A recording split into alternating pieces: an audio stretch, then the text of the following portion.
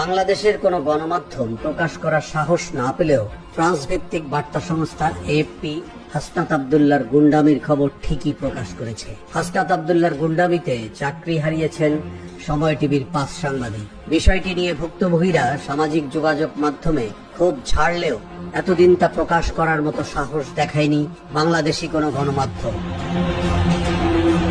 তবে এএফপির রিপোর্টের পর সর্বমহলে সমালোচনা শুরু হলে ফেসবুকে একটি স্ট্যাটাস দিয়েছিলেন হাসনাত। স্ট্যাটাসে পুরো বিষয়টি অস্বীকার করে জুলাই আগস্টের চেতনার গান শুনিয়ে বরাবরের মতো পার পাবার চেষ্টা করেছেন তিনি, কিন্তু তাতে লাভ হয়নি, উল্টো ফেঁসে গেছেন। বিবিসি বাংলা এ নিয়ে বিস্তারিত রিপোর্ট করার পর চাঞ্চল্যকর তথ্য বেরিয়ে এসেছে। অবস্থা এমন যে হাসনাতকেই এখন অস্বীকার করছেন তারই ঘনিষ্ঠ বন্ধু সার্জিস আলম। এএফপি জানিয়েছিল 17 ডিসেম্বর সময় টিভির মালিকপক্ষ সিটি গ্রুপের হেড অফিসে প্রবেশ করেন হাসনাত আব্দুল্লাহ সহ 15-20 জন। এ সময় সময় টিভি ছেড়ে দিতে মালিক পক্ষকে চাপ দেন তারা। এতে ব্যর্থ হয়ে 10 জন সাংবাদিকের তালিকা দিয়ে তাদের চাকরিচ্যুতির জন্য কড়া নির্দেশনা দেন হাসনাত। পরে কর্তৃপক্ষ কোম্পানির বৃহত্তর স্বার্থে হাসনাতের দেয়া তালিকাভুক্ত সাংবাদিকদের পদত্যাগের নির্দেশ দেয়। এতে 5 সাংবাদিক পদত্যাগ করতে বাধ্য হন।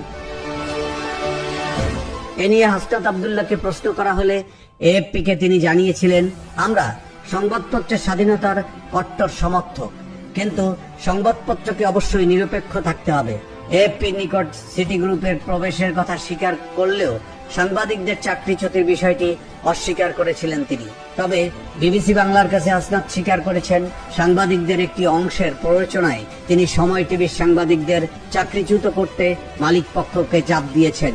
আপনাদের জার্নালিস্টদেরই একটা অংশ সাজেস্ট করেছে। আমরা যখন এই প্রবলেমগুলো আমরা ফেস করছি, আপনাদের মধ্যে দিয়ে প্রবলেমগুলো বারবার উঠানো হচ্ছে, জার্নালিস্টদেরই একটা বৃহৎ অংশ যারা হচ্ছে ফ্যাক্ট বেস জার্নালিজমের মধ্যে ছিল, প্রোপাগান্ডা বেস জার্নালিজমের মধ্যে ছিল না, ওই জার্নালিস্টরাই পরামর্শ দিয়েছে যে ওনার সাথে কথা বলতে পারেন। এ নিয়ে প্রধান উপদেষ্টার প্রেস সচিব শফিকুল আলম বলেছেন, এটি বৈষম্য বিরোধী ছাত্র আন্দোলনের বিষয়, এর সাথে সরকারের কোনো সম্পর্ক নেই।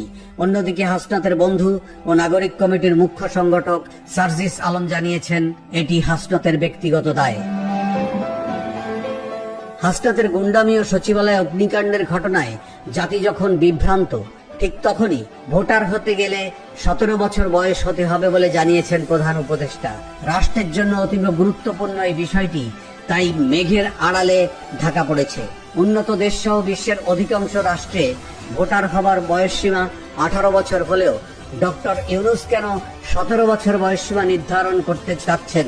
হাসনাত ও সচিবালয়ের উত্তাপের কারণে সে প্রশ্ন স্থান পাচ্ছে না কোথাও। প্রধান উপদেষ্টার এমন মন্তব্যের পর নির্বাচন সংস্কার কমিশনের উপর যে চাপ সৃষ্টি হবে সেটি বলার অপেক্ষা রাখে না। ডক্টর ইউনূসের মেটিকুলাস ডিজাইনের অংশ হিসেবে কিশোরদের রাজনীতিতে সংশ্লিষ্ট করে জাতিকে কোন দিকে নিয়ে যেতে চাচ্ছেন সেটি এখন বড় প্রশ্ন। তবে জুলাই গণ অভ্যুত্থানে অংশ নেওয়া অধিকাংশই হাসনাত সার্জিসের কর্মকাণ্ডে লজ্জায় মুখ লুকাচ্ছেন। তারা বলছেন, হাসনাত সার্জিসের চেতনা ব্যবসায় আমরা বিব্রত। তারা কাদের এজেন্ডা বাস্তবায়ন করছেন সেটি জাতির সামনে স্পষ্ট হয়ে গেছে। আগে জানলে জুলাই অভ্যুত্থানে অংশ নিতাম না। এই ক্ষমতার লোভের কারণে আমার মনে হয় যে এরা তো মরবে ভাই, লগে আমাদেরকে নিয়ে এরা ফাঁসিতে ছুটবে। সবাই রাজুতে আয়, সবাই রাজুতে আসো, সবাই রাজুতে আসো। এবার আমাদের সবাইকে ঘিরে রেখেছে, আমাদের সব উপদেষ্টাকে ঘিরে রেখেছে। সবাই রাজুতে, সবাই প্রত্যেকটা হলের সবাই রাজুতে আসো। এমত অবস্থায় তোরা সব রাজুতে আয়, ফেসিস্ট এএফপি কে ঘেরাও দেবো, এমন স্ট্যাটাস দেয়া ছাড়া হাসনাতের কার্যত কিছু করার নেই বলে ব্যঙ্গ করছেন নেটিজেনরা।